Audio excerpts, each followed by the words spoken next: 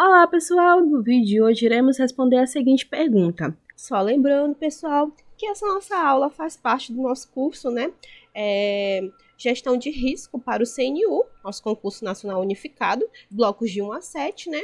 Que é o concurso que a Banca Sesgran Rio está elaborando, né?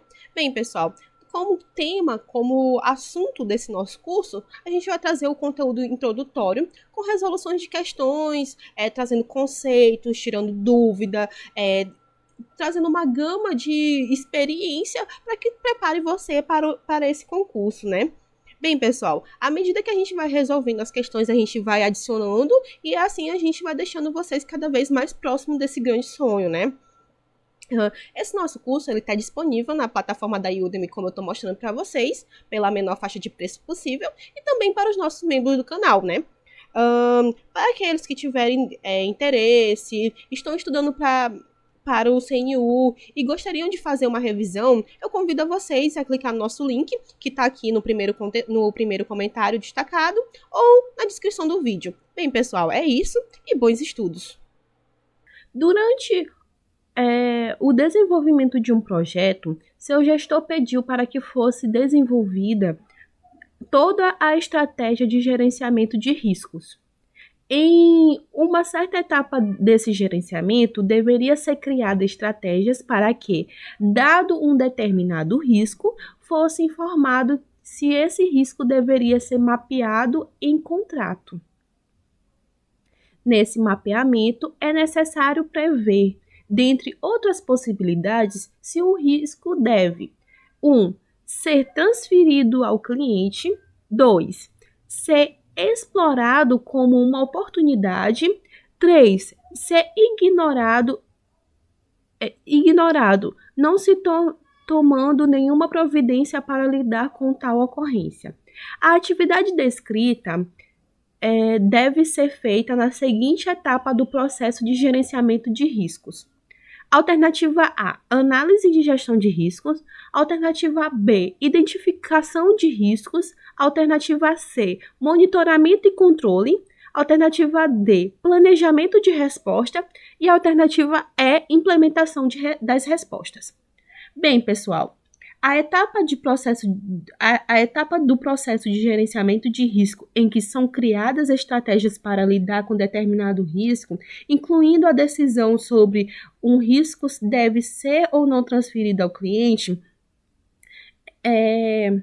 explorando como uma oportunidade ou ignorando, está contido na alternativa D, planejamento de resposta. Pois durante o planejamento de resposta aos riscos, a equipe do projeto desenvolve opções e ações para aumentar a oportunidade e reduzir as ameaças aos objetivos do projeto, baseando-se assim nos resultados das análises de risco. É nessa fase que são decididas as estratégias específicas para cada risco identificado e analisado anteriormente, incluindo a transferência de risco, por exemplo, através de um contrato, através de ligações, né? A exploração desses riscos como oportunidade para o projeto ou a decisão de ignorar certos riscos, caso seja considerado acessível ou de impacto insuficiente. Mas vamos ver, né? O que diz as outras questões e por que elas estão erradas, né? Na letra A, por exemplo, fala sobre a análise de risco. E a análise de risco envolve a avaliação dos riscos, identificação para determinar sua magnitude e impacto potencial no projeto. Ou seja, é nessa fase, né, de análise que são analisados detalhadamente o quão esse risco está para a nossa instituição, né? Embora seja uma etapa crítica do gerenciamento de risco, não é nela que são definidas estratégias de resposta, porque no enunciado a gente está falando aqui de estratégias de como a gente vai responder ao que está acontecendo, né? ao risco que tá se evidenciando. Na alternativa B, eles trazem o seguinte: identificação de risco. Na identificação de risco, a equipe do projeto determina quais são os riscos que podem afetar o projeto e documenta suas características. Bem, pessoal, isso aqui é mais um processo manual, onde é visto o que pode afetar ou não o projeto e se escreve, se documenta, né, as suas características. É o primeiro passo no processo de gerenciamento de risco, mas ainda não trata sobre resposta. Como é só a parte de identificar, ou seja, de escrever, de deixar claro que aquilo existe, não é necessariamente uma forma de resposta, e sim de identificação, como a própria alternativa já fala. Na alternativa C, fala sobre monitoramento e controle de risco, né? Essa etapa envolve o acompanhamento dos riscos identificados, reavaliando a exposição desse risco no projeto, identificando novos riscos e avaliando a eficiência das respostas ao longo prazo.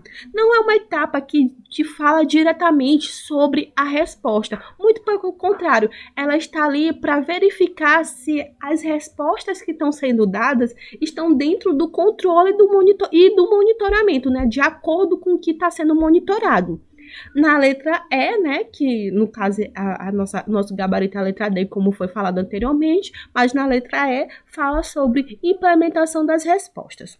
A implementação das respostas ao risco é uma fase em que a estratégia de resposta planejada são efetivamente postas em prática, ou seja, tudo que a gente verificou que não foi válido e que está correndo risco e que foi dado como ideia para de reduzir o risco ou até zerar esse risco, vai ser colocado à prova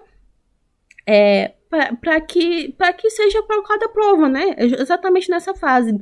É uma etapa subsequente ao planejamento de respostas, onde as estratégias são definidas. Nesse caso, já está além do que o enunciado nos propõe, né? Que é um planejamento de resposta. Portanto, a nossa alternativa correta é a letra D, né? Qualquer dúvida, fique à vontade para perguntar e até a próxima.